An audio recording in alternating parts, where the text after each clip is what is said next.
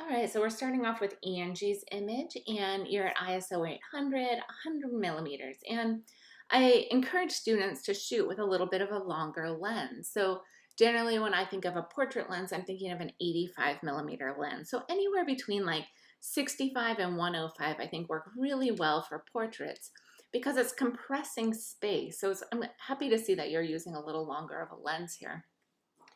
F 4.5, and remember that longer lens is going to exaggerate the shallower depth of field at 1/2000th of a second.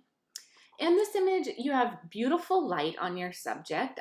It's just, you said it was raining and you had a hard time with it, but it's beautiful, clear light. It's like open shade type of light, or maybe it's a cloudy day light. So it's fully illuminating him, but still giving really nice highlights and definition. So beautiful light here.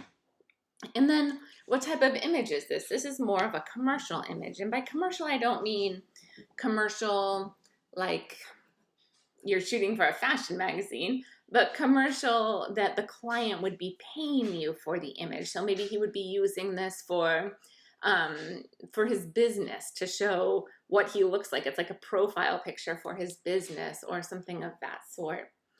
And then the other image has much more of a documentary feel.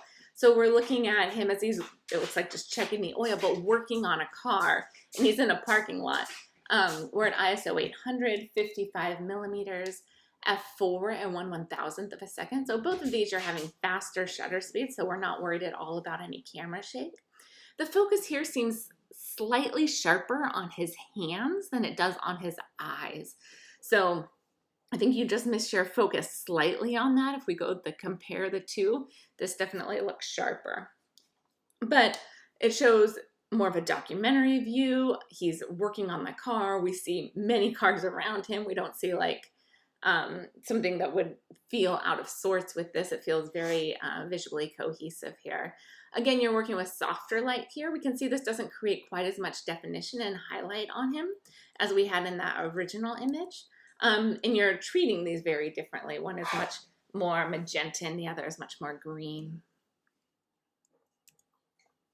And then these two images are by Nancy. We're at ISO 500, 52 millimeters f5.6 at 1/5 of a second. So a longer shutter speed that would concern me, but your image is totally sharp.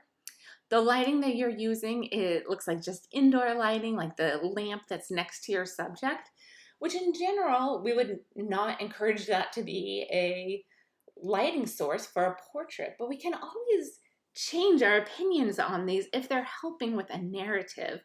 So using a computer screen as a light source isn't normally that great of an idea, but it can work really well if that's part of your narrative. And here, because the light is warmer, because it's coming from the side and it looks like it's a reading lamp next to her as she's on a couch or a bed or something, it adds to that narrative. It adds to the idea of thinking of her at night, right before bed, in her comfy clothes reading. So you're definitely building out the narrative. This feels like more of a documentary image where you're in someone's private space and you're photographing them, while your other image has more of like a commercial view to it.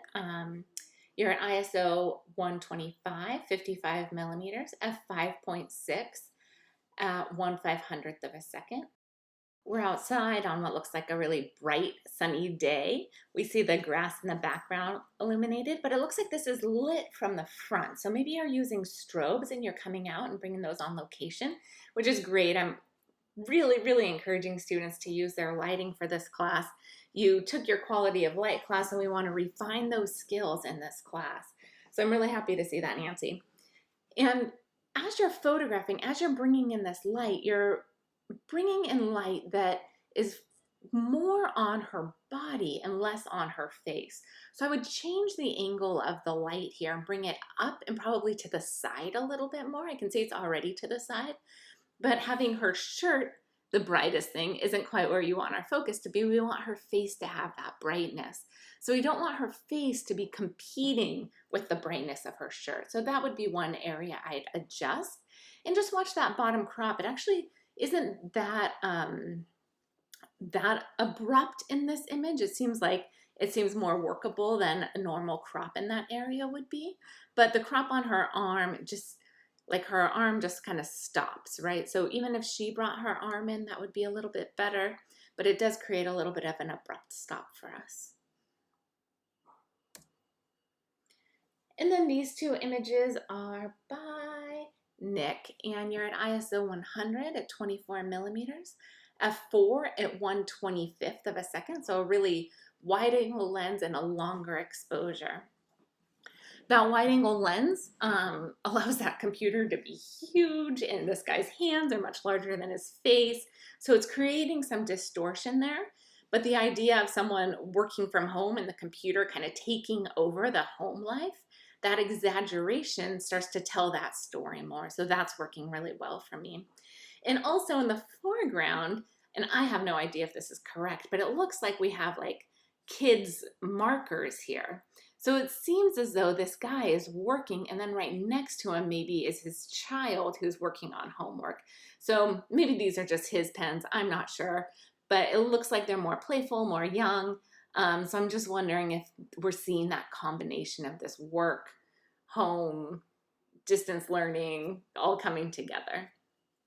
And then you're at 120, or you're at 1/25th of a second, like I mentioned, and everything's nice and sharp here, so there's no issue with that.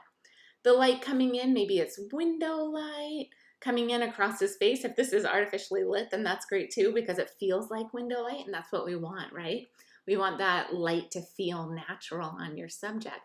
I might bring in a reflector if you could to open up a little bit more of this side of his face, but overall this lighting's working well. And then here we have the same individual, ISO 100, 24 millimeters, f1.4 at 1/400th of a second. And they're showing off their table tennis award. So he's in this hallway or walkway that looks very San Francisco. And then we have the little trophy that he has that says he's first place table tennis for the table tennis club. He's holding his paddle there. So there's a lot going on here that's telling us a story. And the fact that his shirt says San Francisco, this is like his uniform, it looks like, for competing. And then this area that looks like a very city, very urban is working well. And with that, you're also utilizing the shapes and lines of the background to create a nice frame for him. He has nice light on him again. You've got light even popped underneath his helmet, or his hat. So that's working great for this. Nice job.